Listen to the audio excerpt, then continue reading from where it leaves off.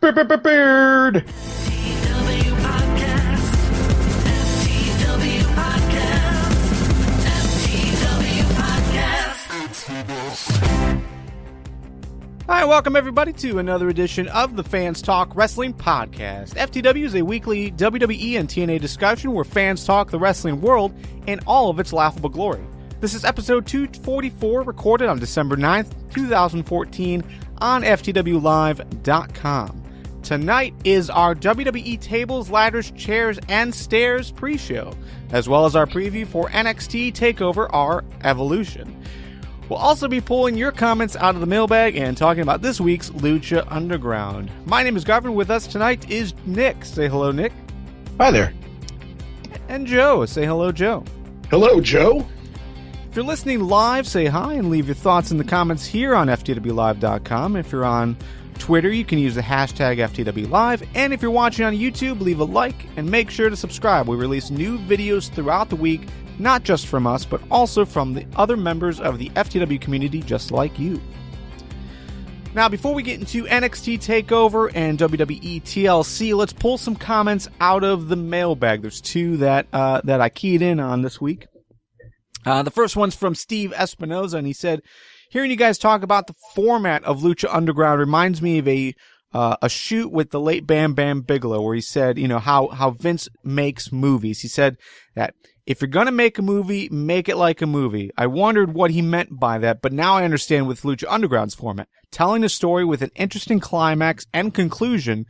With Lucha Underground being taped, it seems easier to pace the show through editing and quick storytelling. So, yeah, overall, it almost does have like that movie feel to it. Not necessarily movie, but regular TV series. You've got a little bit of everything, and they seem to be explaining everything pretty well too. And, you know, of course, all the other camera angles and different styles of doing a wrestling show. See, I get that with the backstage segments.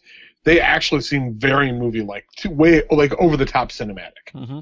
But then you combine that with the in-ring, which is shot more like general wrestling, you know, with the kind of like the wrestling product we're used to, a little more toward TNA than WWE. But, you know, it's still got that live feel to it. And I think it's very interesting how they can balance the segments with the cinematic, the heavy cinematic side, and with the pacing of the in-ring and the in-ring work. It's just really interesting. Yeah, I think I agree with that.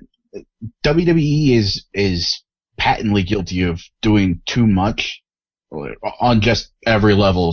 It goes too long. They try to do too many different routines. They try to mesh Santino's comedy style and the seriousness of Seth Rollins and Cena and Brock Lesnar being a legit badass, and it's all very ADHD in its presentation.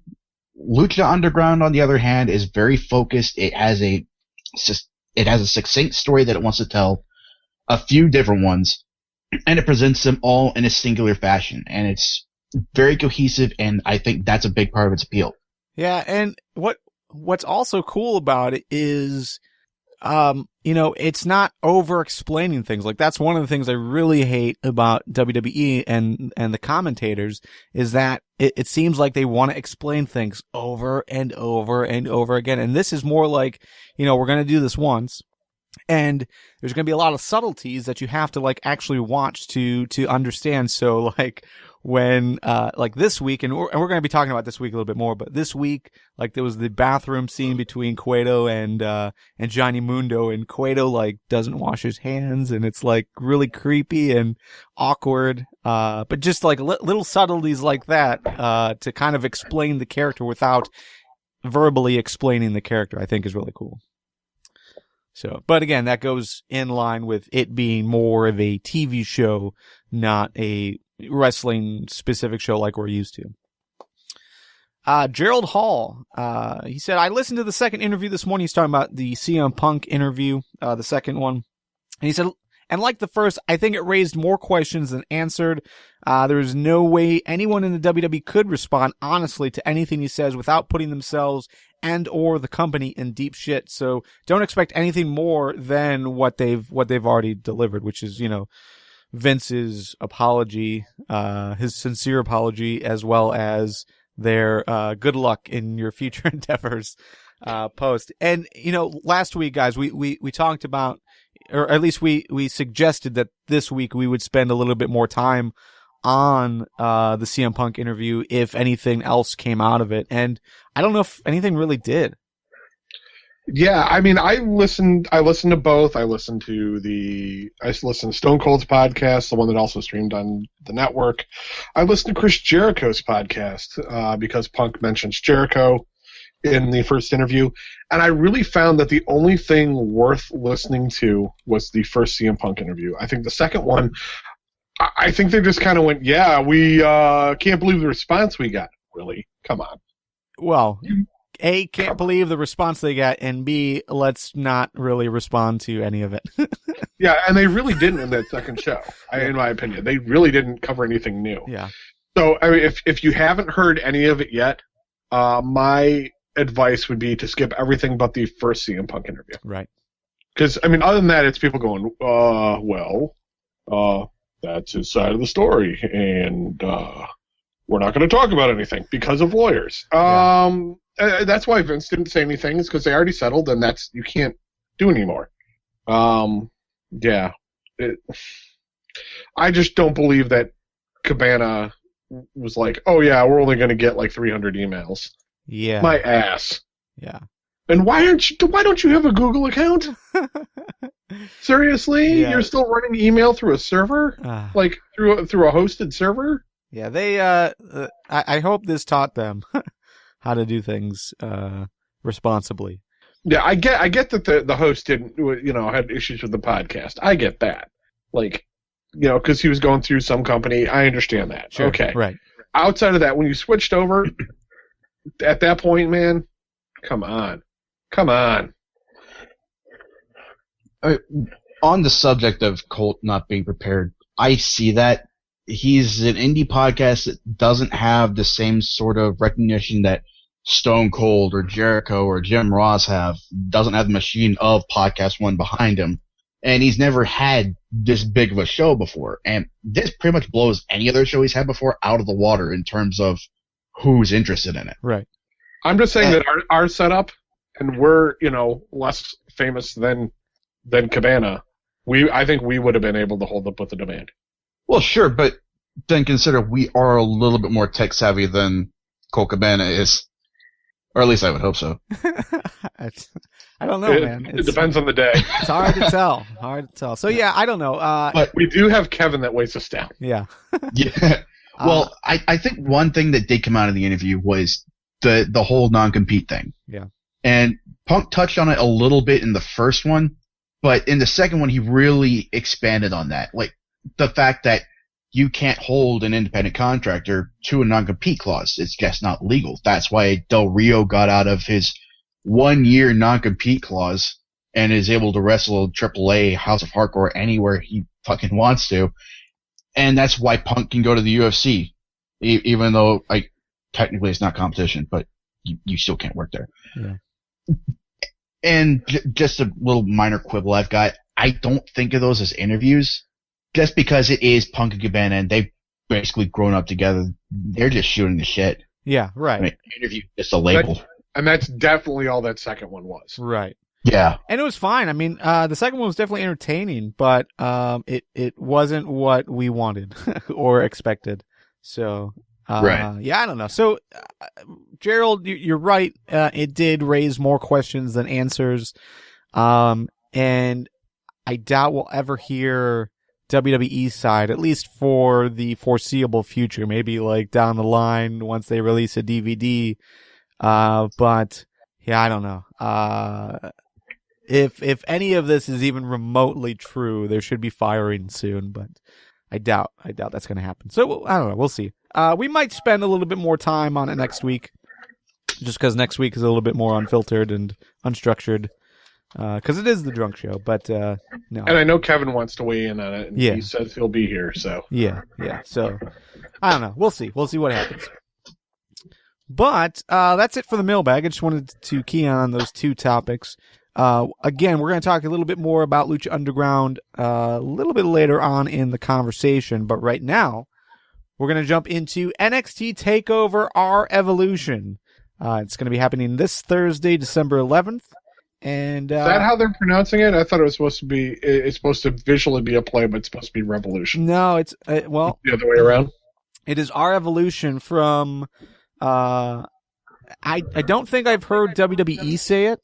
They might have, but I know I just listened to Jericho's podcast. He interviewed Sami Zayn and Neville, and they called it R Evolution. So Okay, so it's play the other way. yeah. Yeah. So we got a full card, as far as I can tell. We've got 4 matches, but a lot of potential additions. So we're gonna get into everything real quickly. But right now, let's do the official card. The 4 that have been announced is Hideo Itami and Finn Balor. I'm sorry, is it Balor? Balor. Yeah. Versus the Ascension. The tag team championships will be on the line between the Lucha Dragons and the Vaudevillians. We've also got the women's championship, Charlotte versus Sasha Banks, and the NXT championship, Adrian Neville versus Sami Zayn. So out of those 4, which match are you most looking forward to, Nick? It is a tough one. Right now, I think I might say the main event, Neville versus Zayn. There's just a really good story going on there. We saw a completely different side of Zayn this past week, and there's always the looming specter of what Kevin Owens will do on his debut. What about you, Joe? Yeah, I mean, Neville Zayn looks like it's going to be a tremendous match. You know, I'm a big fan of tag team wrestling, so I mean, either tag team match is going to be awesome. But I'm going to go with Hideo Itami and Finn Balor against the Ascension, just to really get to see them in the ring just go balls out. I'm excited for that. Yeah, just looking at this card, I personally cannot come up with one that I'm more looking forward to over another. There's just so much going on as far as the just every single story has just been fantastic. Just the build for the tag team championships, just seeing all the different tag teams involved, plus what Hideo Itami and Finn Balor are doing with the Ascension. The women's championship has been an awesome title race. And then, yeah, Nick, like what you said about Sami Zayn, like seeing this side of Sami Zayn, showing that he can be angry and, almost ruthless to go after Adrian. I think, yeah, overall, this is a stacked card. They've built it incredibly well. So, let's just start. Let's start with some predictions and just overall thoughts on the build thus far. We'll start at the bottom. Hideo Itami and Finn Balor versus the Ascension. First, who do you got? And just your general thoughts on this match. Nick? I think Itami and Balor are going to pull out the win here.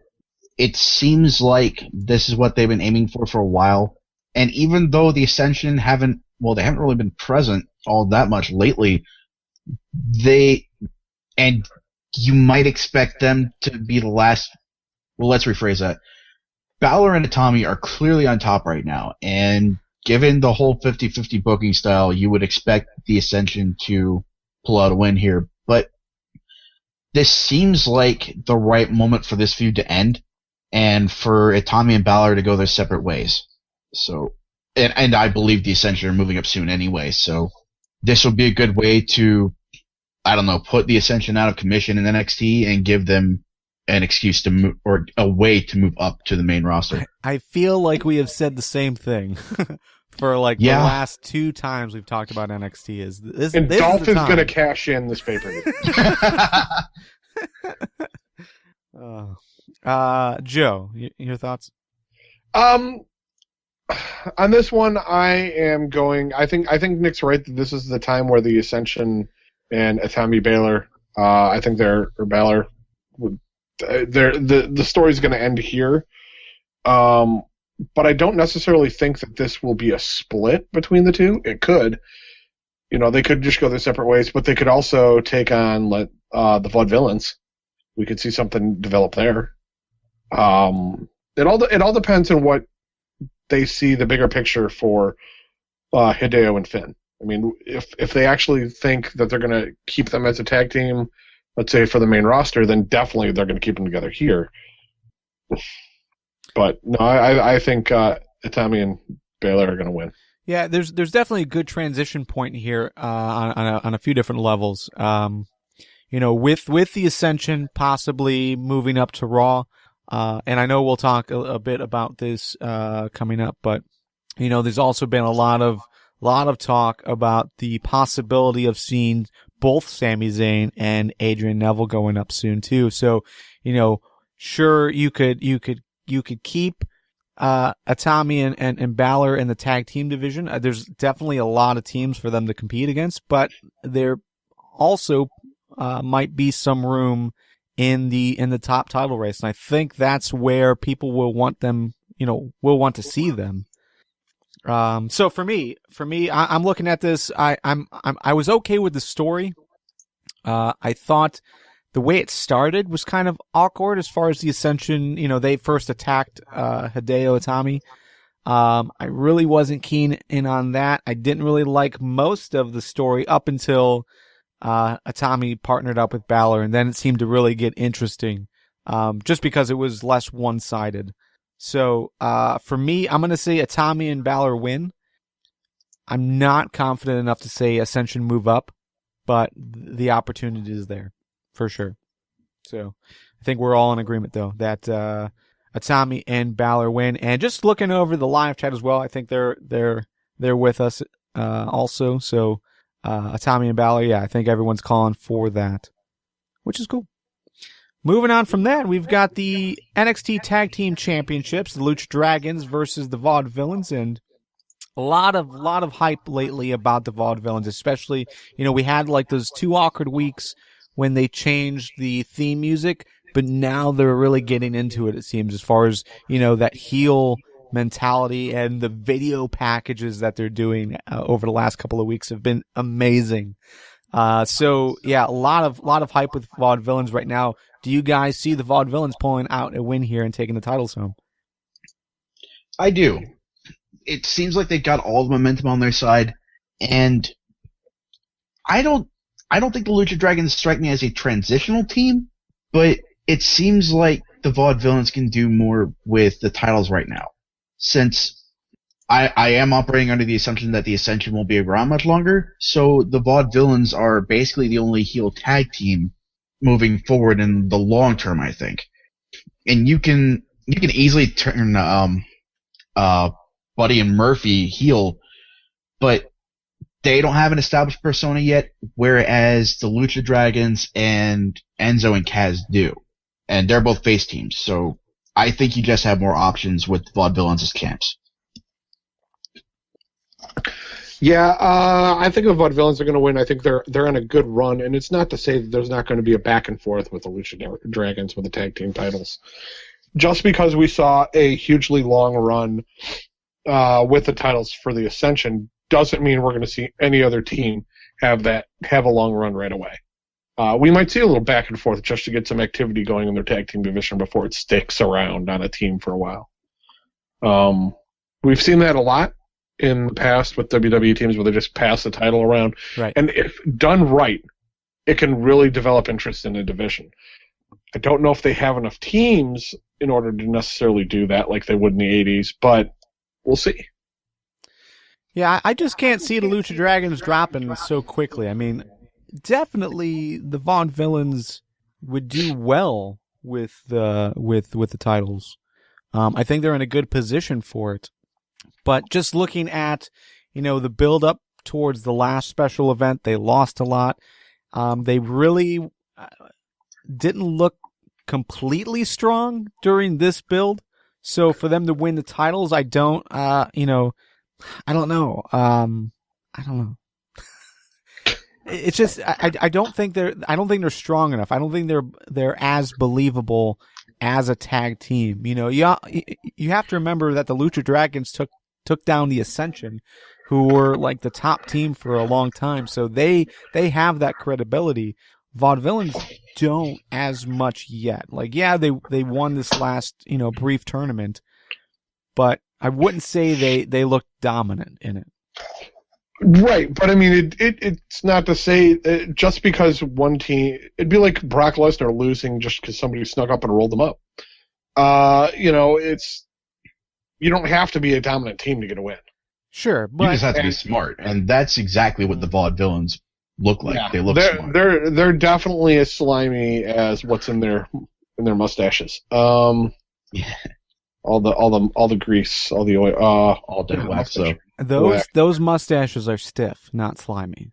Well, I mean, when you put the material in, it's kind of slimy, and then it stiffens up. So whatever.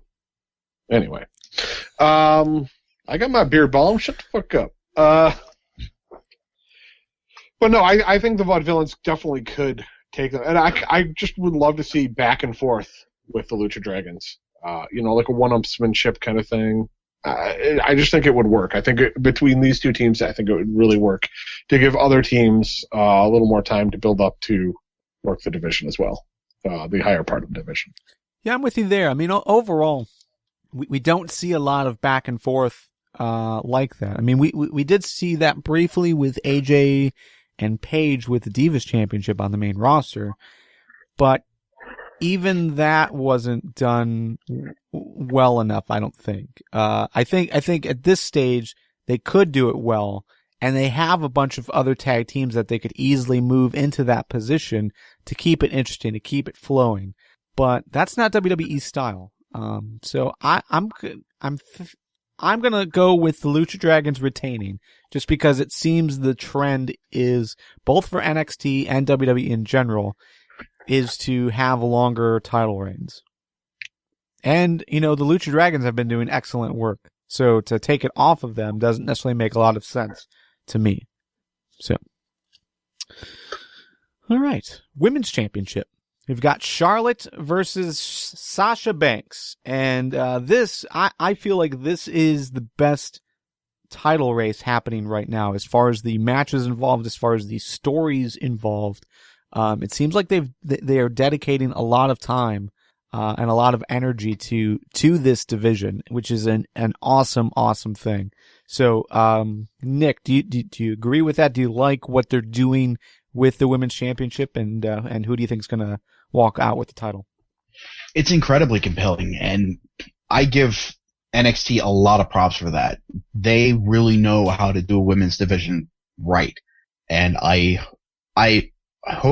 wish people on the main roster are taking notes, especially since it kind of looks like Charlotte's going to be making a move up soon, with her recent appearance on Raw. And that's partly the reason I'm forecasting a win by Sasha Banks. Charlotte's held the belt for a while now, and there hasn't been a whole lot that she's done with it since the feud with Bayley and she turned face.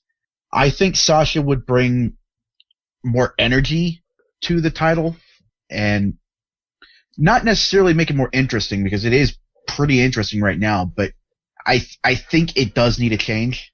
I think Charlotte needs to chase something again.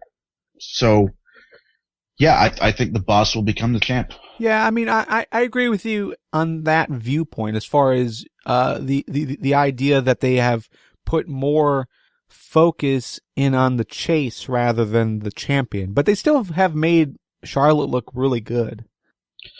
Yeah, she definitely looks strong in this last match against Mia Yim, which, by the way, I popped for that. It's technically a champ versus champ match. Yeah. And I do like that the crowd gave her props, too. She was actually known as a local competitor. Just throwing it out there. Yeah, it's a management throwing wrestlers under the bus, brother. So, like you said, Nick, Charlotte, she made her quote unquote debut on Raw this week. Definitely worth a watch if you haven't seen it already. But she got a fantastic reaction, I thought, overall. It seemed like the crowd was really into Charlotte, lots of woo chants, so obviously people know who she is. Joe, after watching that, do you think the reaction she got is like Nick is suggesting, is going to suggest that Charlotte might be going up soon, and this might be her last time in NXT? Oh yeah, just like how Sami Zayn's on the main roster after his great showing. Same with Neville. They haven't been on Raw yet. Yeah, they have. When? They had the focus. Four-way. Yeah, there was a 4-way. It was it was right before the last special where it was Zayn, Neville, Tyson Kidd, and Tyler Breeze. Yeah, I did forget about that. Yeah, you did. So did WWE. So. No, I don't think. I think that showing on Raw was a test just to see what kind of reaction they get, and having her work, main roster. I think it was a good idea. Right. I don't necessarily think that they're going to bring her up just yet. I can definitely see them doing it because, let's be honest, I don't feel we have a lot of depth in our Divas division. Right. On the main roster. I think you have a lot more depth in the NXT division, women's division. So I could see moving them up, but I almost think that we have to wait until we get some more new talent started in the NXT women's division before we see Charlotte move up to the Divas division. Yeah, and the only thing that like my counter to that, I totally agree with you, Joe. There isn't a lot of depth. There's no point to counter me, jerk. Well, but it's just that, WWE's devoted so much time to the divas that they do have. I mean, it doesn't show that. They don't show that on Raw. They aren't being put into good matches or good opportunities to show what they can do in the ring, but just the time that they devoted to Total Divas, they can't really get rid of the people that it would make sense to bring up new people for, to fill that void. I don't know how they would juggle that. I think they have already shot themselves in the foot, and they have to figure out how to get out of that hole that they've dug themselves in before they can bring up new people. So I'm with you. I feel like Charlotte would make a lot of sense, and really the entire NXT women's division would work really well as the quote unquote divas division. But I just don't see who they would let go or move to not being a fixture on Raw to do it. I think part of it comes from, now they have 3 hours. Instead of doing recap, give some of that time, do a few women's matches. Yeah. Make the women, or get rid of the stipulation that women can only fight women and men can only fight men. That could open up a whole lot of possibility. It could. That's some indie shit. That has no place on WWE programming. It won't happen, but it won't happen. But I'm just saying it would be good because it would be interesting to see. Bayley versus Brock Lesnar. I love Bayley. I think she's great in the ring, but I don't think that she's ready for the main roster. In that she, I don't get the feeling that the NXT crowd fully gets her intro or what? No, they totally are behind Bayley. She always just seems awkward, like that's a gimmick, bro. Yeah. It just looks terrible to me. It really does. To me, it hurts her character. All right, Alex Riley. She redeems herself in the ring. I just think her ring entrance is poor. I remember saying the same thing about Emma. Yeah, and Emma's on the main roster. What the fuck, man? Well, yeah, I know, but I was also coming from this. Oh, never mind. It doesn't fucking matter. Let's go. Let's move on. I'm gonna go with Sasha Banks. I'm with you guys. It would be a perfect opportunity to move up Charlotte, and there is question on where AJ is going to be after this pay-per-view. So, and Charlotte did get a fantastic reaction. Plus, she is Flair's daughter, so she might have a better opportunity to get up on the main roster. And I would love to see Paige versus Charlotte for the title. And I would love to see Charlotte on a plane groping the stewardesses like her father. I'm still envisioning the match between Bayley and Brock Lesnar. Bailey challenges for the title of Doctor of Hugonomics because Brock Lesnar set the freaking standard with those 16 German suplexes. All right, so so we talked about Charlotte debuting on Raw. I guess that, well, we can talk about potential additions. Just real quick, do you like any of these matches? Do you think that they would take place? Or is there another match that you would like to see? So the first one is Bull Dempsey versus Baron Corbin. I don't know if this is special worthy enough yet, but they seem to be building this rivalry of sorts, like who can get a win faster kind of thing, where they're both destroying their opponents. They've also been teasing Tyler Breeze versus various competitors like Marcus Louis and Mojo Rawley, but kind of inconsistent. But that seems to be somewhat of a focus. And then also Bayley versus Becky Lynch. So those are the three that I came up with. Do you like any of those matches, or is there another one you would like to see, Nick? I could see a match involving Bull Dempsey and Baron Corbin. I would, at this point, I would almost imagine it to be some variant on Beat the Clock. Like, who can finish their match the fastest? And obviously at this point, it would be Baron Corbin, which I imagine then would lead into an actual feud between the two matches and whatnot. But, Breeze versus insert character here. Right. I could also see that. I want to say out of the two listed, Marcus Louis would be more likely, but then again, he did just basically vanish without a trace, so I don't know what to think there. And Bayley, I don't think she looked pretty jacked up when she came out to confront Sasha, so yeah, I don't see her being put into a match. If Becky Lynch is in a match, maybe she's fighting Alexa Bliss, which that'd be a pretty good match now I think about that. I really want that now. But, the story being told doesn't necessarily involve Alexa Bliss. If they would do it, it would be Bayley versus Becky Lynch, just because of everything else that's involved right now. Yeah.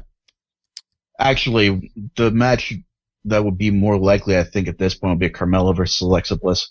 Oh, yeah. That's another one. Yeah. That's a good one, too. Joe, what about you? Do you like any of these matches, or is there another match you would book? Tyler Breeze against anybody I think would be good. Bayley versus Becky Lynch makes a good possibility. Yeah. I can't really think of anything that I'd want. I could actually see Tyler Breeze versus no, he's leaning more heel now. I was going to say with Tyson Kidd. Where's Tyson Kidd in all this? Because he's not really main roster, outside of escorting his wife and taking her praise. Well, he did just tag team with Cesaro in the tag team turmoil match. So I don't know. Yeah, he's kind of jumping around. From the live chat, Blue is suggesting maybe Carmella versus Blue Pants. Best of 5 or something. I don't know. Have that again. The Revenge of Kitty Pryde. Yeah, I think out of any of these, Bayley versus Becky Lynch makes the most sense to me. Tyler Breeze versus either Mojo Rawley or Marcus Louis doesn't necessarily make. I mean, it makes sense for both of them, but it's just been so inconsistently built. I think Bayley versus Becky Lynch has been built well. Bull Dempsey versus Baron Corbin, I don't want to see just yet, because that means it's going to end in some capacity. Or maybe not, I don't know. I mean, they could do a screwy finish where, ends in a double count out or something. But what does that do for Baron Corbin? They've been building Baron Corbin pretty hard. Mm-hmm. So, yeah, I don't know. Now, we've mentioned them both separately, but what would you think about a tag match involving Tyler Breeze and Tyson Kidd? Maybe against Mojo Rawley and Marcus Louis. I'd be down for that. That's not a bad idea either. Yeah. No, that's a good thought. I'm into that.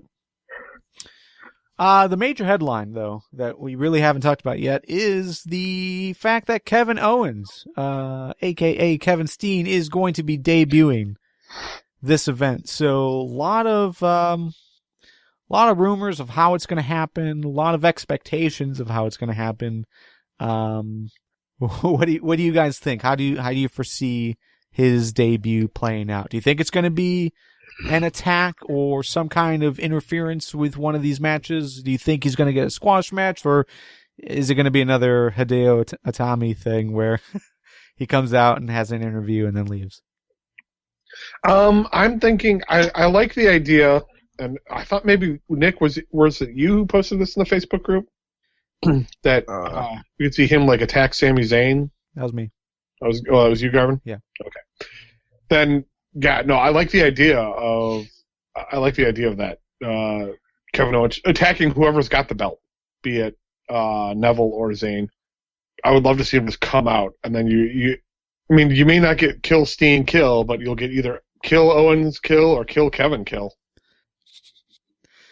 Yeah, it's with the way they built up with this last vignette, where he mentioned everybody that got called ahead of him, and he mentioned that Sami Zayn is his best friend. I have to imagine that if he comes out during the main event, or before, during, or after the main event, it would have to be to do something with Zayn, not Neville. Whether that means attacking him and costing the match, or attacking him post-match, or waiting till some future date to turn on Zayn. I don't know. There's just a lot of ways this thing could go down. It could even be he doesn't even face Zayn in any capacity until much later. But I am definitely looking forward to what's happening here. They've been building up to this really hard, and they've been pushing him. These vignettes are a little reminiscent of the way they kind of hinted at Sting coming back. So obviously they're putting a lot of stock into this, and I'm ready to see it unfold. I cannot wait. So fantasy booking, like you said, Joe, my thought was it would be fantastic, and we're going to lead this into the world or the NXT Championship match. But my fantasy booking, knowing the background, knowing the history between Sami Zayn and Kevin Owens, what I would do is I would have Sami Zayn win the NXT Championship and have Kevin Owens come out to congratulate him and then attack him to lead to the next title match or that feud for the title. So going into the NXT Championship, Sami Zayn versus Adrian Neville. Do you like that idea as far as Sami Zayn with that stipulation, or in general, who do you see winning this match? I gotta say it's Zayn at this point. Neville's held the belt a good long while, and Zayn's recent character development would basically be squandered if he didn't win. Like, what's the point of him finally showing his ruthless side, getting angry, and getting focused to take the belt if he just loses? It almost seems like they're what's the word I'm looking for? It almost seems like they're making it really obvious what the outcome is. So I almost want to second guess myself, but no, I think Zayn's gonna take it here finally. Joe? The only way Zayn loses is if Owens costs him the match. That's the only time, only instance. And then he could take that aggression. Like, I got this far, I almost had him, and you screwed me over, you're fucking dead. That is the only way I can foresee that happening. That being said, I think Zayn's going to win this one. I think if we're going to get any interaction between the two, it'll be post-match. Yeah. It's Zayn's time. We've been wanting to see him for so long, and it's time. Yep. Let's see what he can do with the belt, and go, go, go. Yep. And we're all in agreement. So Sami Zayn wins the NXT Championship. Either way, it's going to be a fantastic match. They have built this very, very well. So overall, this entire card has been built very well. Also in the pre-show, which I think starts about a half an hour before the actual show starts on the network, Corey Graves is going to be making an official announcement about his future. So I don't necessarily know much about Corey Graves. I know there's a lot of hype about him. He got injured, so The only thing I could assume is that he's going to retire, at least from in-ring, like in an in-ring role. But I don't know. I don't know much about this. Do you know, Nick? I like Corey Graves as a character, as a wrestler. He's very unorthodox with his style. I like his submission maneuver, his submission finisher, and the fact that they're talking up this announcement about his future, that makes me nervous, because it would really be a shame if he had his career cut short by injury. And he has gone through a lot of shit. He's had concussions. He's gone through other things like that. So I'm hoping against hope that this is an announcement that he's coming back to the ring. And if that's the case, I hope they debut him and keep him away from Neville, because what they used to love to do is throw those two together, and it was very much like listening to your favorite song on the radio. It's awesome for a while, but then they keep on playing it, and you start to hate it. That feud got to that point with me, and I hope they stay away from each other if Graves is coming back. But I'm hoping that Graves is coming back to wrestle, not to announce a retirement. Yeah, the last time we saw Graves, I think, was in April. He suffered a concussion. He's been out since. There's been a lot of talk about him being done in the ring. However, at the same time, like, they put him in the WWE 2K15 game, actually showed that in the commercials a lot. So I don't know, man. I don't know what it's going to be, but I would imagine it's him retiring and moving on to do something else with WWE or NXT, because he is a good talent to have on mic, maybe as a manager, maybe as a authority type character. I don't know, something. I'm sure they can find something to do with him. Now, I have absolutely no frame of reference on the 2K15 games. I never played any of them. Yeah. Do they have many NXT guys on there? He's the only one that I saw featured. Oh, that sounds kind of like a consolation for leaving. Robert, you've been playing 2K15. He's in the game, right? I mean, I remember seeing him in the commercials and thinking, oh, that's kind of weird. Yeah. Okay. So Robert's saying yeah. So I don't know, but we'll see. But that's what we've got going on. So that's going to happen in the pre-show. Hopefully it's good news, or news that we can live with and not be too disappointed in.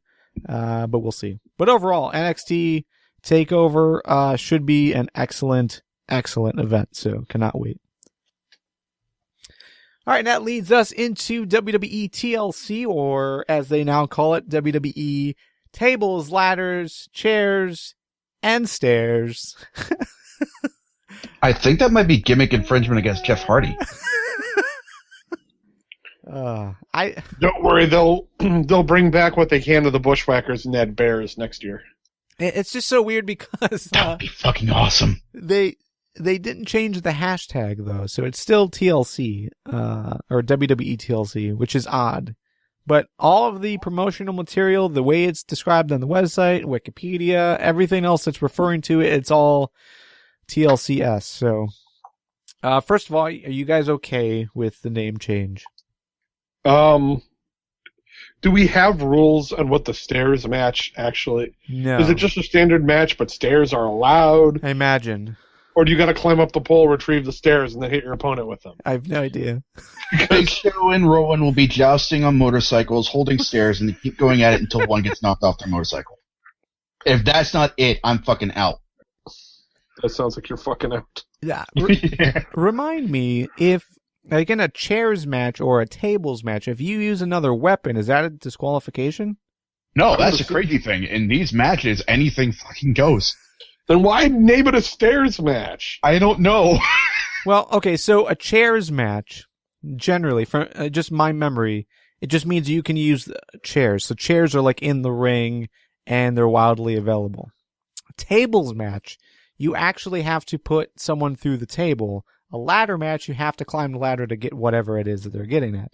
Stairs, like, what are you going to do? Like, are you going to, does the match end when someone ends up on the stairs, or?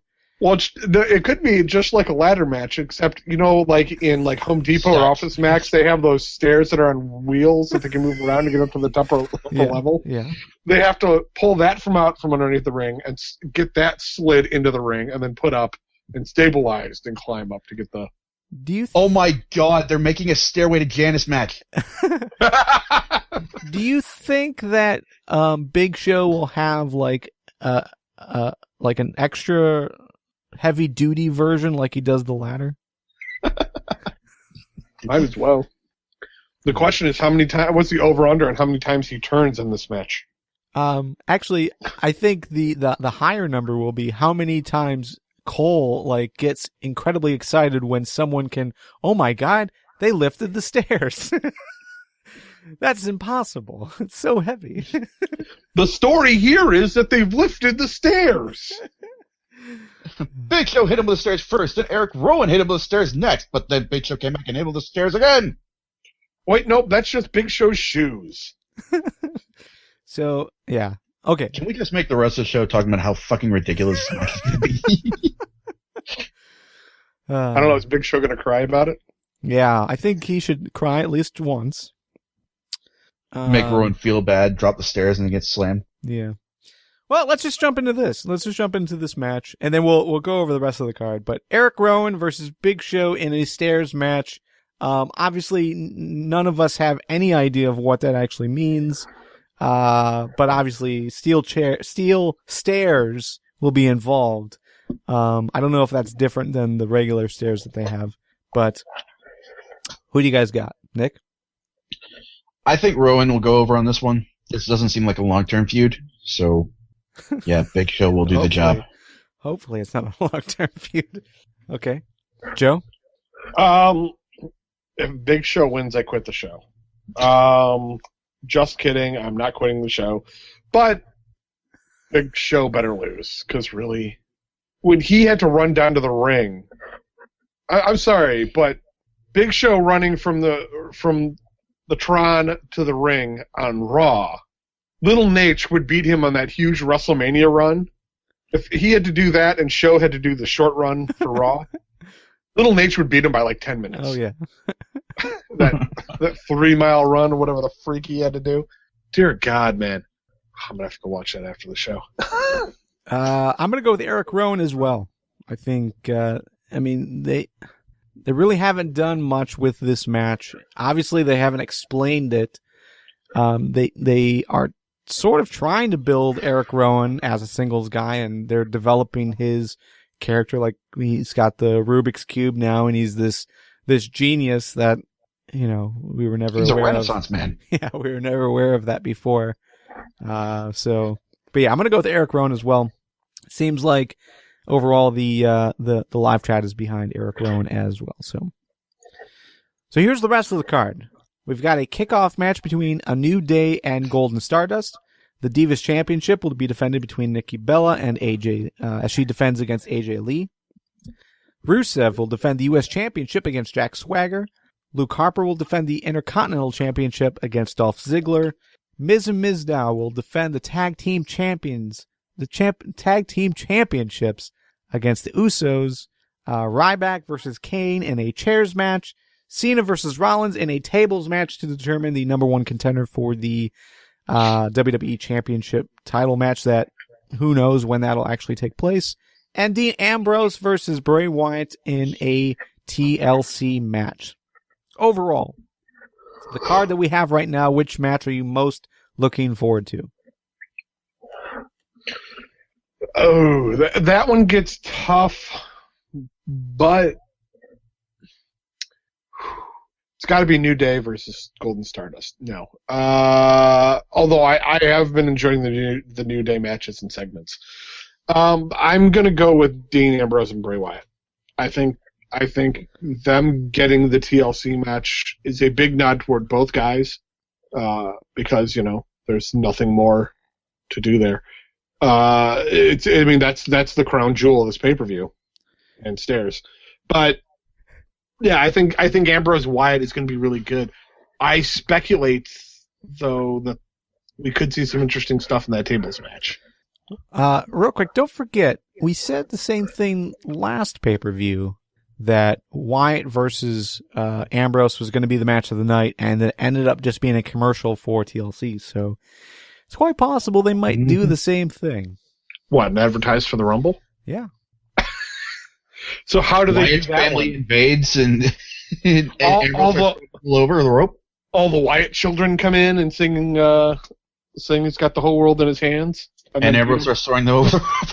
I'm just saying, I mean, the live chat is saying the same thing. They want to see Ambrose versus Wyatt. Many are predicting that's going to be the match of the night, but we did the same thing last pay-per-view, and WWE trolled us. Hey, but they trolled us in a way that we could possibly see an even better match with both these, with a match that fits both these characters, both these personas. It's true. Nick? Now I just really want to see Ambrose kicking children over the top. God damn it, guys. That would be hilarious. But, yeah, now that I've got it in my head that Ambrose versus Wyatt might well be a trap, I'm going to say Harper versus Ziggler. I think that might be the highest quality match on the card as far as the match itself goes. I'm definitely very excited about Ambrose versus Wyatt, and like you said, Cena versus Rollins has a lot of possibilities. Reigns sparing with Rollins for a table. But yeah, Harper versus Ziggler is going to be my match of the night. Yeah, I think there's definitely a lot of good opportunities here. Ambrose versus Wyatt should be a good match. Should be a very good match. Harper versus Ziggler should also be a very good match. Miz and Mizdow versus the Usos, I have high hopes for. I mean, generally speaking, like, all of these matches should be really good. I mean, like, on paper, there really isn't that bad of a match. It's just a matter of the story involved that I am struggling with, especially for a match that, to me, doesn't really need to be here, like Ryback versus Kane. Yeah, Rusev versus Swagger is going to be an awesome match to watch, but I am definitely ready for that angle to end. Yeah, and looking at the ladder match, I did go back. Garvin, Nick, and I had a conversation earlier today, and it never mentions Luke Harper when he was known as Brody Lee being in Prime or PWO, and I wasn't able to find a reference to it unless you actually search for Prime Brody Lee. And you actually get YouTube videos of him being there. So right. the fans who are going to be in attendance at this pay-per-view are getting two guys they've seen wrestle in Ohio. You know, they're getting Dolph Ziggler, who's born there, and then you get Luke Harper, who spent a decent amount of time, from what I've seen anyway, wrestling in Ohio. So you've got two guys that should get a huge pop. That could definitely be a fan favorite. Well, I think Harper's going to get a pop no matter what. I mean, fans are still into him despite this whole build with him holding the title has been kind of weak from a storyline perspective. But I think, fans are still behind the Wyatt family in some capacity, especially Harper. So I think regardless of where Harper was, or if he did spend some time in Cleveland, which a small minority of the audience will probably know and understand, I think he'll still get a huge pop for sure. So let's start off with the kickoff. New Day versus Gold and Stardust. Who do you see winning, Joe? And this one, I think we're going to see the New Day win. It's just going to be it's hard not to see them win when they're really trying to push these guys and get them off the ground. I mean, we've seen them all individually, but getting them off the ground now is going to be a great idea. And they definitely need a few wins, decent wins to get that going. And I think Gold and Stardust are a huge win. Nick? Yeah, I'm in agreement with Joe. I think the New Day is going to go over here. Gold and Stardust star is falling, and a New Day is dawning. Yeah, I think overall I'm with you guys. A New Day should win this. I know a lot of us were disappointed that they didn't win the tag team turmoil match, but overall, this is a good opportunity for them to go over veterans. And yeah, start off like with an actual chance for momentum. So yeah, I'm going to go with a New Day as well. Divas Championship, Nikki Bella defends against AJ Lee. Any chance AJ Lee walks out with the title? Given everything that's happened, I'm going to say no. I'm thinking AJ is going to get screwed over, and I think we're going to be seeing we'll be near the end, if not the end, of AJ Lee in the WWE. Fuck, I wasn't even thinking about that. I was thinking since she got the Slammy, she might get the belt too, but damn it. What the hell? I'll still say AJ Lee. I think the build is going that way, and I don't know that Vince cares enough about the Divas division to change things on the fly there. Yeah, I don't know. AJ Lee, I would prefer to be champion, but me too, but I just don't think it's going to happen. No, I don't think so either. And I'm lost. You guys know I skipped 2 to 3 weeks of Raw, so I kind of lost footing as far as the storylines go between Nikki and Brie Bella. I thought the 30 days were over and they hated each other, but now they're like friends again or something. Does anyone know what happened with that? Nobody knows. They just I don't know if it was all a work. Like, okay, this is gonna get weird.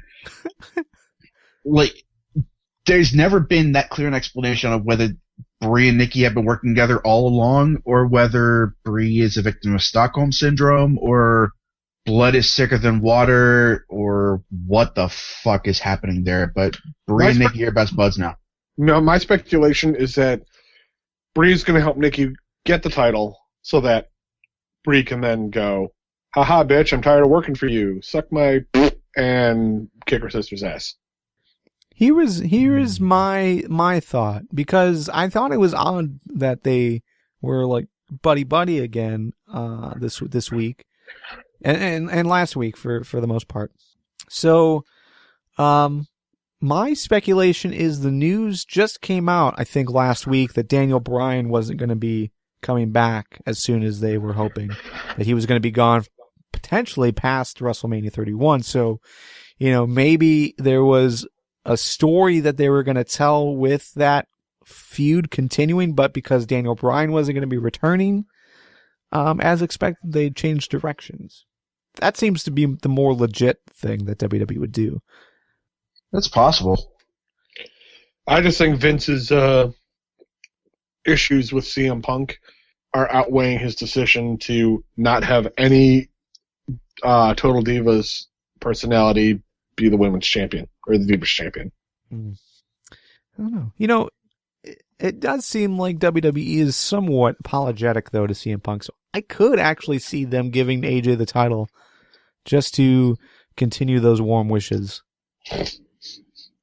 I think the only thing they're giving in CM Punk is they're letting AJ finish out her contract without any issue, and he got his best of luck in your future endeavor post on the site. I think that's all. I mean, lawyers were involved. They reached a settlement, as was said in both podcasts. Yeah.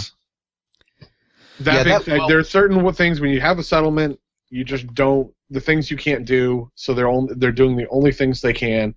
And at this point, it just looks so bad for WWE on that one that they're just going to be like, okay, well, good luck. That's all we can say. And that's it. That's all we're getting. So I think AJ's just going to finish it out. Yeah, and that well-wishing does seem like something that Joey Styles would do on his own, since he's in charge of that online stuff. Oh, yeah, but I could see him getting his ass chewed the hell out if it wasn't backed. Yeah. Well, I think Joey has enough clout that he could, well, you don't like it? I'm out. I'll go work for ESPN. He may have enough clout to be like, well, fuck you, I'm out, but anybody's got, Jander's got that. I don't think he would necessarily get work at ESPN. I don't know if he's ever worked at ESPN, did he? No, I don't think he would. I think he would go back to his regular job. They took Coach. Yeah, but Coach was a different, just a different type of guy in general. I don't know. It just seems Joey doesn't need the WWE. Oh, totally not. Yeah, totally not. So, all right. Well, storyline purposes, though, I do like the idea, like you said, Joe, and the live chat is also echoing that. Where Brie and Nikki are going to end up feuding in some capacity over the title, and this is just Brie helping Nikki retain, so that now that AJ lost her rematch, Brie can move up. So I'm okay with that as well. U.S. Championship, Rusev defends against Jack Swagger. This was a feud that started months ago and has finally come back. Zeb Coulter has a broken leg, and that is so disappointing. Overall thoughts on this. It kind of seems like last minute that they pushed these two together. Do you like this match? Who do you see winning? Nick? I think Swagger is going to go over here. He definitely needs justice for Zeb.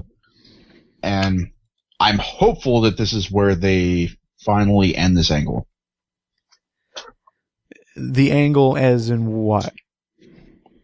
This angle of Rusev and Lana being Putin's representatives here on U.S. soil. Oh. Yeah, I'm hoping that this ends the fuck America and turns more into America fuck yeah. Swagger, we wanted Swagger to be the one to topple Rusev. It fit because he was the All-American. He ended up losing. Big Show lost. Mark Henry lost. Everybody lost to Rusev. It's just, unless this is the only way they can figure to put Rusev on the card, I think Swagger's taking this because, damn it, dude needs a win. And this would be huge. There's no reason to put these two together again without Swagger going over.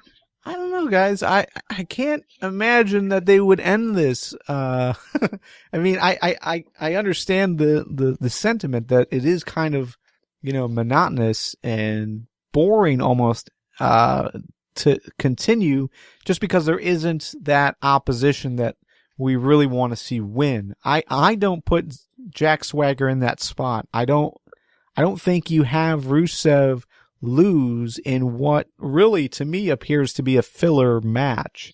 A last minute stretch to try and fill out the card. That's what this feels like to me. So, while I'm with you that I do want to see someone finally topple Rusev so that he can move on to his next thing, I just can't imagine that they would end his gimmick, in general, the angle that he's, Putin's guy and Russia over the U.S. But I don't know. I just can't see Jack Swagger being that guy. So I'm going to go through Rusev here. What Garvin is really saying, live chat, is that he's going with Rusev because he's Pinko Kami scum. I just know when I've been beaten. Why don't you go wait in line for bread, and Nick and I will finish up with that. No, I still like Rusev. I think Rusev has a good spot here in WWE, and yeah, they haven't put as much focus into him, especially with the whole authority angle kind of getting involved. But yeah, I just I don't want to see it end in this way. I want to see it end at some point, but not in a last minute filler match. Moving on from that, we've got Luke Harper defending the Intercontinental Championship against Dolph Ziggler. This should be epic. I don't feel it, though. I feel like this is lost in the mix. 6 months ago, 8 months ago, even 4 months ago, I would have loved to see this, the spotlight on Dolph Ziggler, especially with him being like the last man standing with the authority, and going up against Luke Harper and Luke Harper's first singles feud. Like, this has all of the elements to make a perfect feud for me, and I think WWE is failing. Do you guys feel the same way? No, I enjoy the rivalry between Ziggler and Harper. It helps that they're putting on great matches, but yeah, I like the idea of Harper splitting off from the Wyatt family and becoming this soldier for hire. And I like the fact that he's got gold on him, even though wearing the IC title belt ensures that you are lost in the mix. But Yeah, I'm not expecting a whole lot story-wise out of this match. I just know they're going to put on great matches, so that's all I'm really looking to get out of this. Yeah, I think this is going to be a great match. I don't agree with you, Garvin, that that this would have been good 6-8 months ago. Definitely, I definitely think that these guys are coming, or at least Harper's coming into his own. And I think this is, and after Ziggler was the last man standing at Survivor Series, he needs to continue. He needs a 5-star match here to really continue that. No matter if he wins or loses, it's got to be a 5-star match to continue any type of momentum. I could definitely see Dolph taking the title here, and I can't wait to see Harper work a ladder match. Being a bigger guy, I'm very interested to see how he'll work in this match compared to Ziggler, who, I mean, for all intents and purposes, could be considered a cruiserweight with his athletic ability. He's got more of that X division. I can flip shit around and I can sell like a motherfucker. So, yeah, I think Ziggler's going to do some great selling, but I think Ziggler's going to walk out with the title. Yeah, don't get me wrong. I think this is going to be a great match. This could possibly be the match of the night. I'm into both of these guys. I just have a hard time seeing WWE put the focus that I think it really deserves. We like both of these guys. The crowd is completely behind both of these guys, but it seems like it's just, it's still lost in the mid card for me. But maybe you guys are right. Maybe I'm wrong. Maybe they are delivering the more focus than I'm seeing. But to me, it just seems like it's just something else going on that they're kind of throwing together. They're not giving it the time that it really requires, and we want. Well, I mean, consider this match and look at one of our Slammy Award presenters, Ricky the Dragon Steamboat and Macho Man. WrestleMania 3 stole the show. Wasn't expected to. I think this has potential to be a similar match, and then at that point, the sky's the limit for both guys. Yeah, and just to clarify, I did not say it would be. I'm not saying that this match will necessarily be on that level. I'm just saying it's got quite the potential to have it. But there isn't much for it to compete against. Yeah, we as fans really really want to see them go all out with Ambrose versus Wyatt. But I don't think that's the top match for WWE. WWE's top match is Cena versus Rollins, and I would not say Rollins versus Cena is anywhere even close to that top billing like an Andre versus Hogan was, So yeah, while this match might steal the show, what is it really stealing the show from, You never know. I mean, when Cena's been beaten, he's been kind of like Sheamus. I think they both tend to lose. If they're going to lose a gimmick match, it's going to be a tables match. It's definitely not an ambulance match or stretcher match or... Jesus. Pepper on a pole match. Kennel from Hell match. All right, so Joe, who are you going with? I'm going with Ziggler. Dr. Ziggles. I am also going to go with Ziggler. Nick, you're going to go with Luke Harper. Yeah, I think Harper retains. Okay. Tag Team Championships, Miz and Mizdow versus Usos. Is this going to be the match that breaks up Miz and Mizdow, or where do you think this is going next, Nick? I don't know if I want to hazard a guess as to whether this will break them up. I forecasted that with complete certainty for Survivor Series, and look where we're at. I do think that they'll retain. I think it's a little too soon for the Usos to get another title reign under their belt. And I don't know if I really want the Usos to be the ones that get the titles off Miz and Mizdow. I almost want to see a scenario where Sandow quits as a stunt double and Miz replaces him with somebody else, and that somebody else is a new tag team champ.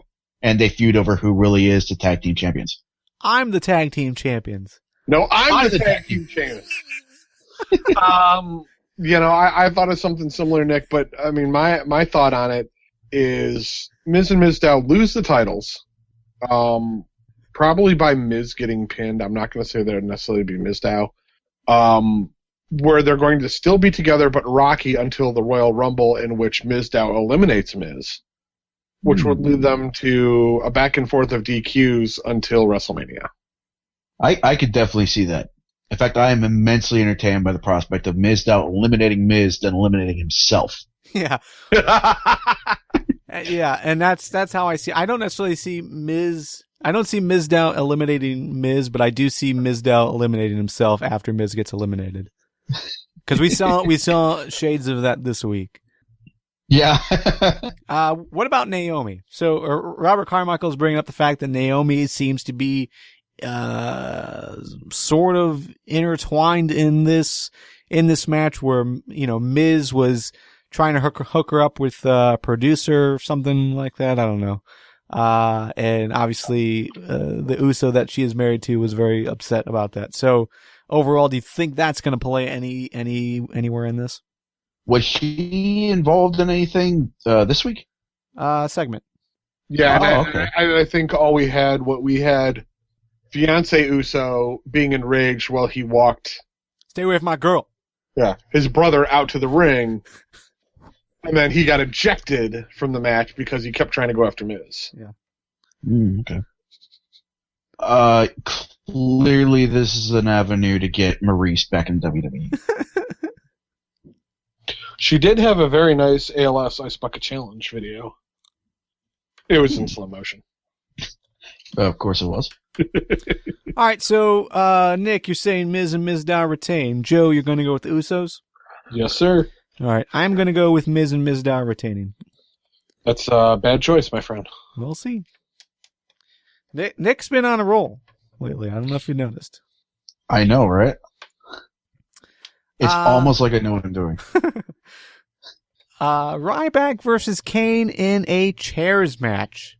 This, I'm kind of confused to why it's here. Like, I know there was like the tension between Kane and Ryback when Ryback was gonna maybe join forces with Team Authority, and then backstage, Kane like threw a hot dog at Ryback, and then all of a sudden they have a match. Yeah, Kane essentially drove Ryback away from the Authority by trying to boss him around, and Ryback said, "You're not the boss of me, Dad," and then walked away. I just love the fact that Kane was working concessions. Yeah. At least we know he could just like get the grill even hotter by raising his arms and throwing his fist down. Yeah. Flare up.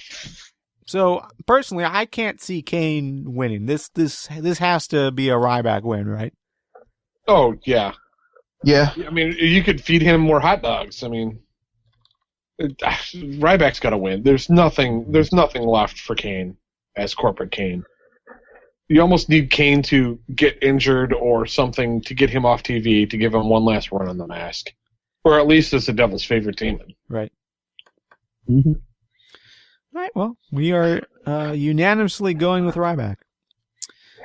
Cena versus Rollins in a tables match to determine who will face Brock Lesnar whenever that takes place. Who you got? Nick? I see Rollins putting Cena through a table. I would want, if it were at all physically possible, I would want Rollins put Cena through a table via, not Blackout, what the curb stomp.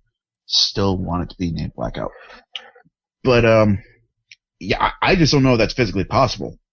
But I do see Rollins winning this match, and I strongly suspect they're going to have Reigns come back for this match and put spear Rollins through a table post-match.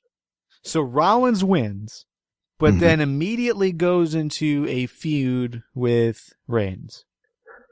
Yeah, because Reigns did say on one of his many satellite interviews that he is coming for Rollins next.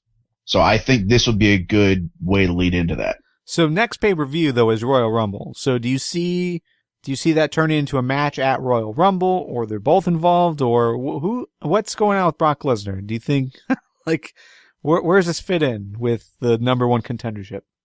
I think Reigns and Rollins will be fighting over the number one contendership to see who goes up against Brock. So we're gonna skip another pay-per-view with Brock Lesnar. No Brock Lesnar. Of course. No, I actually think I I don't think we're going to get Rollins and Reigns until February. And it won't be over the briefcase. Because I think Reigns is going to end up winning the Rumble. But with both men having a way to have a shot at the champ, we definitely could see a cash in at the end of WrestleMania. We could see, or we have a feud going forward. Sure. After WrestleMania, I think we'll have a match beforehand, but I don't think we're going to get, we're not going to get the whole feud. I think Rollins will be in the Rumble. That being said, no, Reigns will be in the Rumble. Rollins, he might also be in the Rumble, and that would get really awkward. Because what if Rollins won the Rumble and had the briefcase? And the number one contendership. Number one contender forever. Yeah. So. Well, I mean, this stipulation is only the number one. Cena loses the number one contendership. It doesn't mean that Rollins will be the number one contender. Yeah, the match is for the number one contendership. I thought the stipulation was only that Cena loses. Yeah. It's just that Rollins is automatically number one contender whenever he wants because briefcase. What? Let me pull this up. I thought whoever won was the number one contender, briefcase or not. No, it was the anonymous Raw general manager told Cena that if he loses at TLC, he loses his number one contendership. That's the only stipulation. So win or lose Rollins, it doesn't affect Rollins. Yeah, you're right. Anyway. You're right. WWE.com right now says it should be noted that if Rollins wins, he will not become number one contender. Instead, a new one will be named in Cena's place. I liked it better when Rollins was going to be both the briefcase holder and the number one contender and the Royal Rumble winner. At that point, does Brock just surrender his belt and Rollins becomes champ by default? No, because of the stipulation that as long as Brock Lesnar is champion, he doesn't have to defend it. Oh yeah, Kayfabe News did report that there is a 300-day rule now. Yeah. I thought it was a 1,000-day rule. According to Kayfabe News, it's just 300. 300 is what I read. This is Sparta. So, overall, though, with that in mind, I'm okay, Nick, with the idea of Rollins versus Reigns moving forward. I was under false pretenses, I guess. So, cool deal. I'm with you guys. Rollins wins. I like that idea. Which leads us to the main event. I would imagine. I think this is the main event, just because it was the first match booked. Seems like to be a lot of heavy focus on it, and that is Dean Ambrose versus Bray Wyatt in a TLC match. Overall, lots of potential to be the match of the night. Obviously, the best feud happening right now in WWE. So, thoughts on who's going to walk out with the win, Joe? Well, walking out with the win, I think, is going to be Dean Ambrose. I think we're going to get a good match back and forth, but they really haven't gone with too many wins for Bray in pay-per-view and pay-per-views. So while I think he's going to have good showing, I think Dean Ambrose is going to win the match. But since they're not fighting for a title, what the hell are they pulling down? I mean, because it is a ladder match. There is something they have to get off the 15 feet up, right? It's a TLC match. Right, but haven't all TLC matches in the past been for? I mean, they've been for a belt generally. Yeah, I think you're right. So what are they going for? They're fighting for the key to the cell door of Ambrose's father. Oh, Are you serious? no! No. For fuck's sake, Carson. It's like I know I missed like 2 weeks, but I don't remember that ever being said. I can tell you anything I want. Hey, Nick, that's 2 achievements unlocked today. I am on a fucking roll. Achievement unlocked. Confused Garvin. He's lost in his beard. So yeah, it does, like Robert is saying in the live chat, it's no longer with something hanging above the ring like you were suggesting, Joe. That's usually the case. There's usually titles up there or something. Or the case. Yeah, but this is probably going to be more along the lines of a Full Metal Mayhem match where you're just going to have tables, ladders, and chairs and just have at it. Could always be just a contract or something. Some dog treat. I don't know. It's just something. Because Other than that, I mean, what's the point of climbing a ladder? Wait, you saying contract made me think of something. Number one contendership. Last minute changes for number one contendership. And you get Rollins, Reigns, and Ambrose fighting to fight Brock. But where do you put Bray? Well, Bray loses. Yeah. Which kind of goes against my rationale for this. Is before that, I thought Bray was going to win because this is the first time we've seen Bray really get rattled. When his chair got smashed, he was wrecked. Yeah, and to me, that move was too soon for the character. But the issue, though, is this is like Bray's first real feud as a singles guy without the Wyatt family backing him up. Right, that's why I think it's a little too soon, because now you've taken away his link to Sister Abigail, as it were, as far as we've known. I don't think that story was done yet. Yeah. That connection to the chair.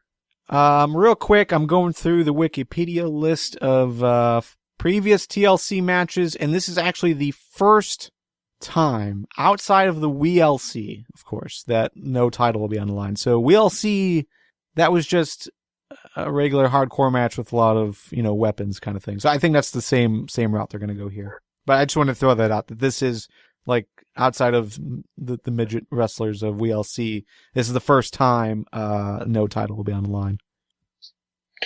That is pretty damn interesting. Yeah. I mean, I hate the fact that we don't have the freaking title defended anymore. And it doesn't seem like anybody's bothered by it. It really doesn't. It doesn't seem like the fans give a shit anymore. Well, I mean, I think the pay-per-views would mean more if the title was there. Like right now, at least me personally, the way I'm observing everyone in the Facebook group and everything, it seems like everyone's kind of lackadaisical with WWE as of late, especially with the title not there. Like, we're not really looking forward to pay-per-views anymore. So I think people do care. It's just that, well, what can we do? Just continue to complain and no titles there? I mean, if we do end up having a number one contenders match at this point, yeah. Actually, either that or if Cena wins, we better see Brock Lesnar. Even if he just comes out and gives an F5 or even just stands on the stage, we need a Brock Lesnar appearance. Agreed. To make sure that he's relevant. At least on the Raw after, yeah.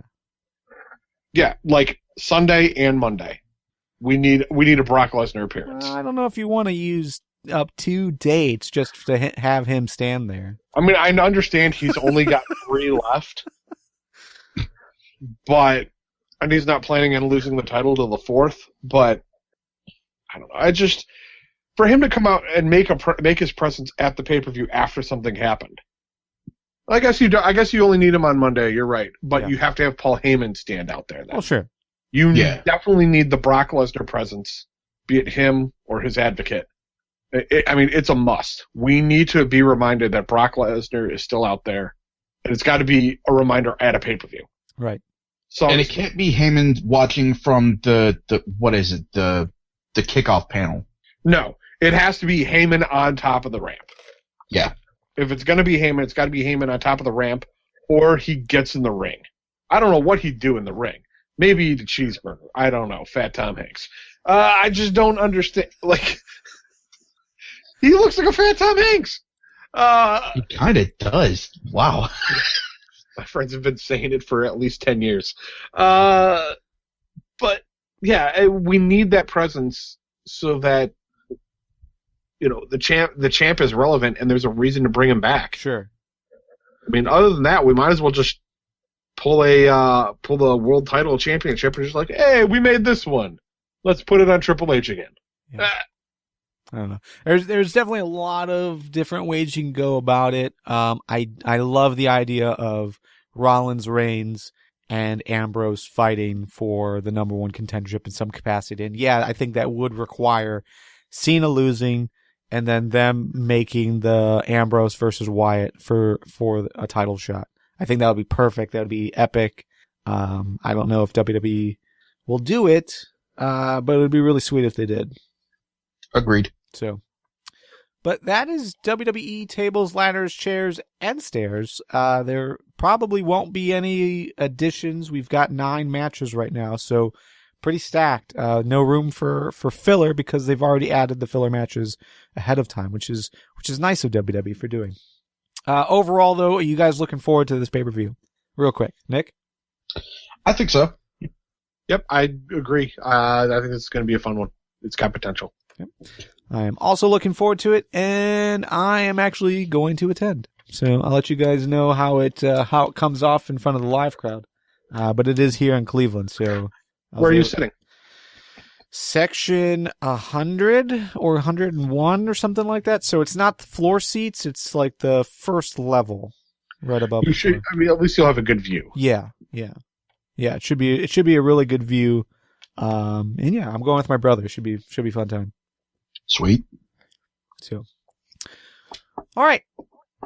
Let's take a few minutes before we close up and talk about Lucha Underground. Now, you guys were very positive in your feedback of last week's episode as far as Lucha Underground and just us spending time with it, and overall you wanted to hear more. So we're going to spend just a couple minutes, just because I know we went long on those first 2 segments. But Lucha Underground, best thing that's happening right now, Nick. What did you like from this week? Specifically from this week, I liked the opening match with the debut of Pimpinela Escaleta. That was really entertaining for me. It was something very different, something I haven't seen. I can't recall ever. I know this is a gimmick that's been done before, like Stryker brought it up, Gorgeous George, and all those guys from the past, but it was just something very entertaining to watch. I popped so hard for that sexy old school thing that Pimpinela pulled off, like the strut on the top rope. That was just awesome. I was very entertained by that match.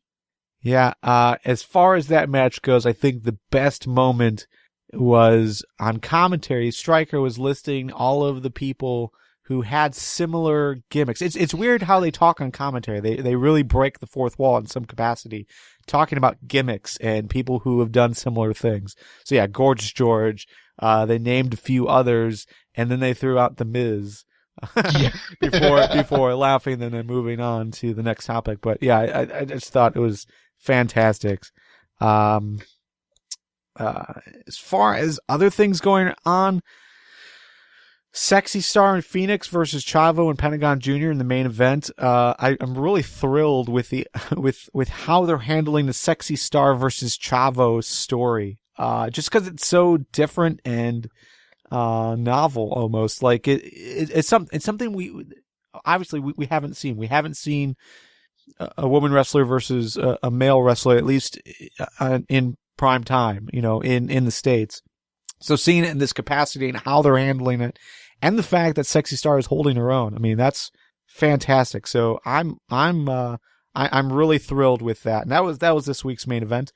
Some other good things though. Drago, the way that they're building him up, really making him look important, was pretty cool, despite his loss to King Cuerno this week. I don't know how I'm feeling about the whole Cueto versus Johnny Mundo thing. Like at first, I was digging it. There's a lot of subtle things going on. There's a lot of things that we hadn't seen before as far as how they're telling the story. But it's almost too much. I hate to throw this whole the Vince argument against John Morrison that he's not necessarily believable in that top spot, but I'm feeling it. I feel like he's not believable in that role enough for me to think, he can easily defeat Big Rick, or whatever. And at the same time, like, the story is kind of odd. Like, it's like he's not there for the money, but he is there for the money, but he's a good guy and he's there for the money. It's weird. I see the disconnect, but where I get a little lost is the fact that they are bringing up that 100,000 again. I think for Mundo, it's more about respect now than the money, because Cueto did bilk him out of what he rightfully earned.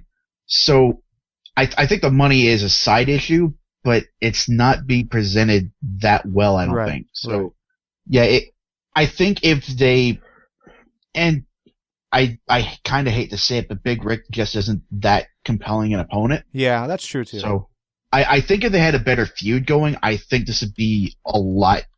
I think it'd be a lot easier to get into. Yeah, I think just to look at, what Lucha Underground is doing well and what they're not doing well, and I think this is the one spot where they're not telling a good enough story to keep it moving forward. Like there's bits and pieces of it that I do like. I like how Conan's involved. I like Prince Puma's involvement. But yeah, maybe it is the fact that I don't necessarily like the team that Cueto has set forward, especially Big Rick. Or maybe it's Mundo. I don't know. So yeah, but obviously we'll have, I think there's two more weeks of episodes before, the end of the year.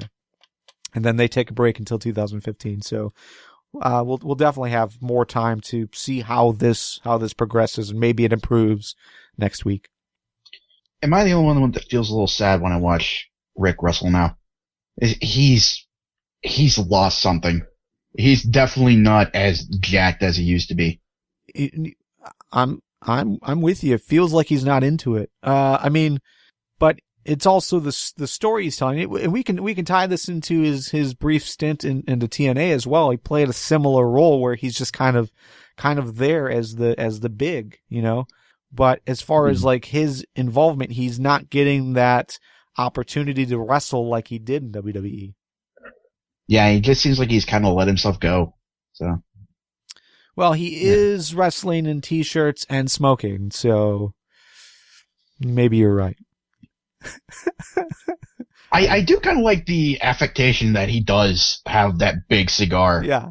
Well, I don't know if he's a smoker in real life, but I like the cigar more than I like the cigarette in the first episode or second episode. Yeah. He should wrestle with the cigar in his mouth just constantly. I'd pop for that. Yes, and when he goes for the powerbomb, he does like that Kevin Nash thing where he puts out the cigar on the guy's back. Ooh, yeah. It's either that, or he maybe he gets tossed to the corner. He just kind of swings his head up, spits the cigar up in the air, and kind of swats it like perfect into the gum. And then he goes and hits the guy with like a clothesline or something like that. I don't know. I'm just saying there's potential there with that cigar. Yeah. No. A lot better than doing what Bully Ray does with gum, spitting up in the air and then catching it in his mouth.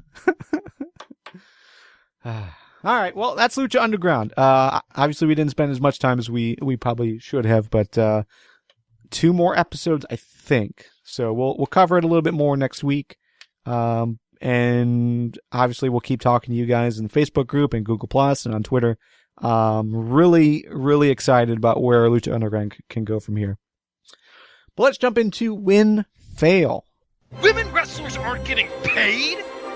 Why do you do a job? Here is your win You do any job, and fail is to fucking get paid! of the week. Nick, your wins of the week. My win of the week, first I have a supplementary one. It's for Martin posting the shop on the Facebook group of Ed and Eddie as the Shield. That's fucking awesome. Yeah. And my regular win is it's got to be Pimpinella Escarlata. That was just so new to me, and I really enjoyed that match. It was like watching Richard Simmons wrestle. Yeah, that's a good comparison. Joe, your win? Joe, you're muted. God damn it. Welcome back, Joe. Yeah. Too many damn mutes. My win of the week is Titus O'Neil randomly showing up behind the nominees for the Diva of the Year. As they're scrolling past each one, and all of a sudden he's just like, he walks in, he's in the back in his like purple suit. Just like, and you even hear the announcer go, "What the hell is he doing back there?" Like, to me, that was just, it was completely random and hilarious, and more stuff like that needs to happen to keep some people entertained, like right. me. If everything's back to being formulaic, that was one thing about the Attitude Era that everybody loved, was that shit like that happened. Like, there was just weird shit. Other guys run other guys' segments. There's like, hey, this would be great, and they did it. Not to the extent of, like, WCW where nobody knew what was going on, but, yeah, just a little more spontaneity and a little more randomness, I think, could be very entertaining for fans. Yeah. From the live chat, we've got R Evolution this week. As far as just the card, it is totally stacked.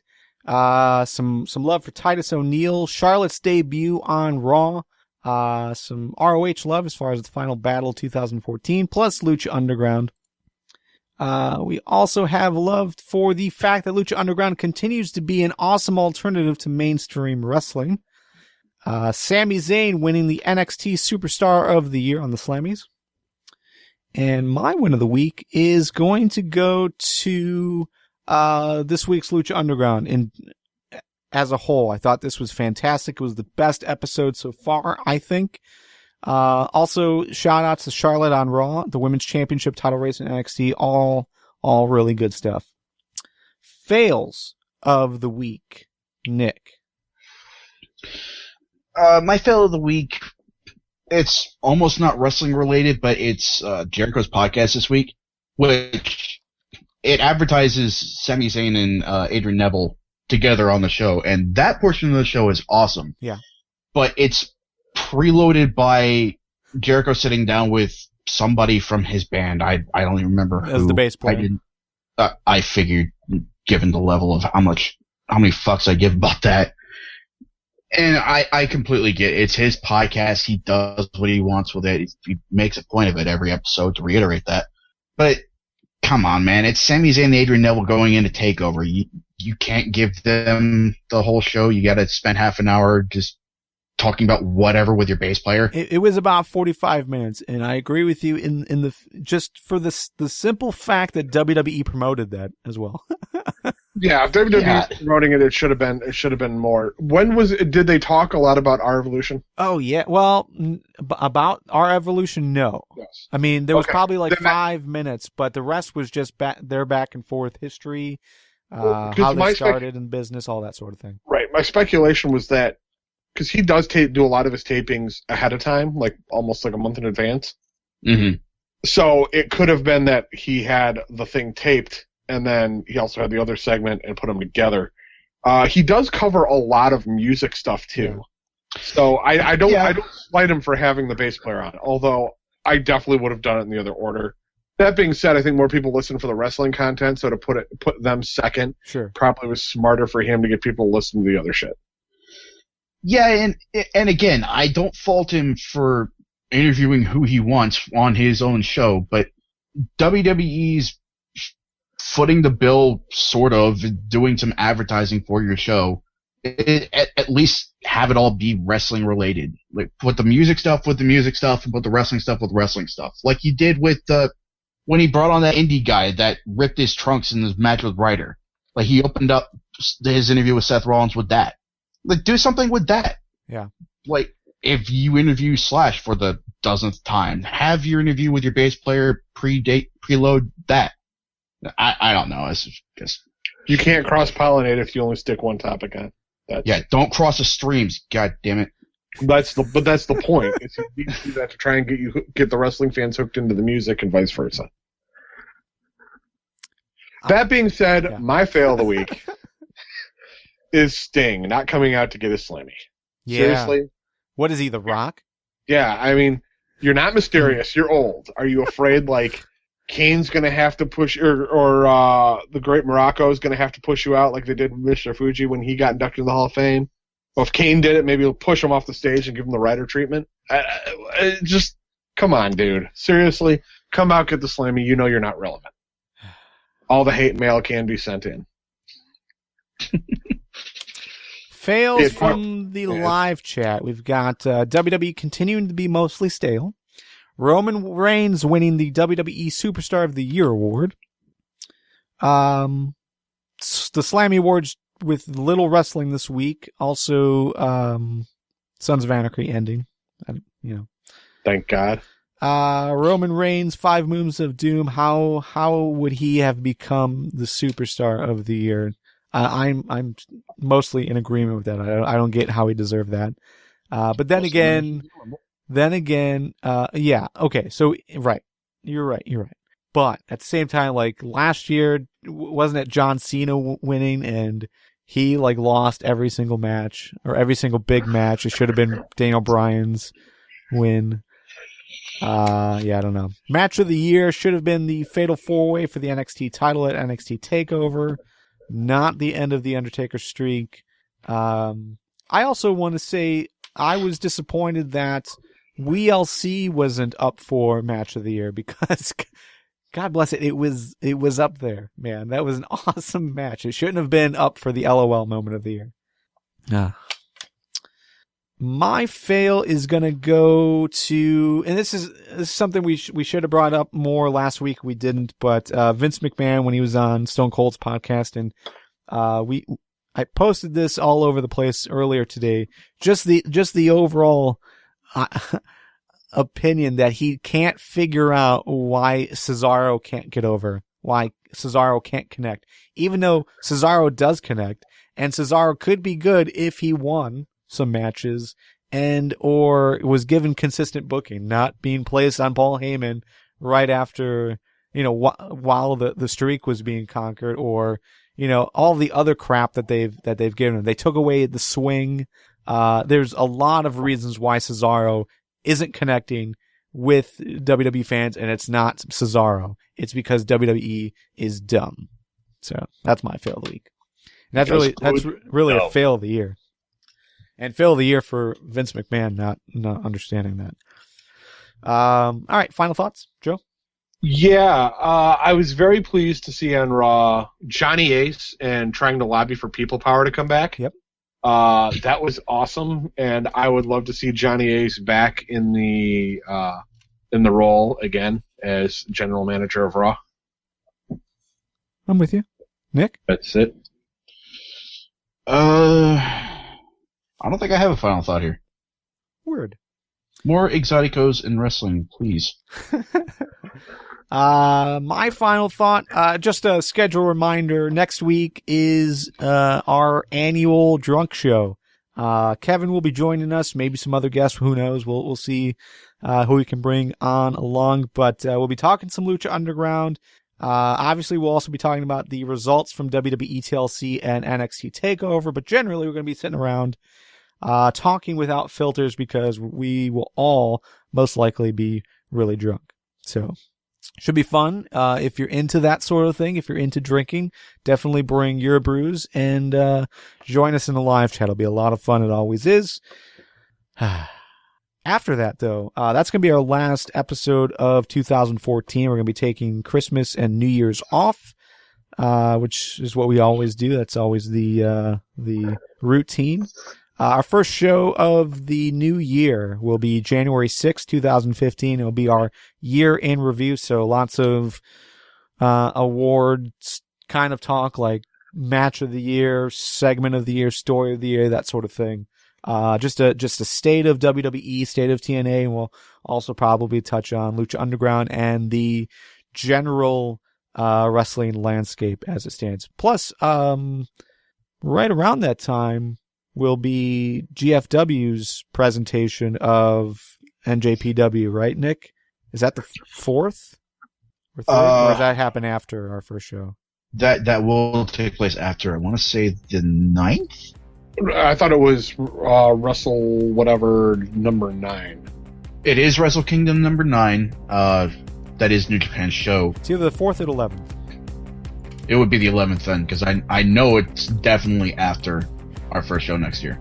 Robert, help. I'd help him, Robert. January 4th. So Wait a minute. That's what it says. Huh. Or wait, maybe that's wrong. Oh, someone help us. We'll either be previewing it or we'll be reviewing it. Yeah, I'm Robert says the 4th, so we'll have an opportunity to watch it, and we'll probably review it briefly at some point in the show. So lots of stuff to look forward to, obviously. 2015 should be a good year for wrestling if everything is working the way it seems to be working. So, obviously TNA's got a new TV deal. Hopefully WWE kicks off the year pretty swell, considering we've got the road to WrestleMania starting pretty soon thereafter. And then, yeah, everything else going on. So, well, that's the show. You can go check out FTWpodcast.com for more information about us and how to get involved in the future. And you can join us live each and every Tuesday at 8 p.m. Eastern on FTWlive.com. For myself, Joe, Nick, and everyone in the live chat, we will see you next Tuesday.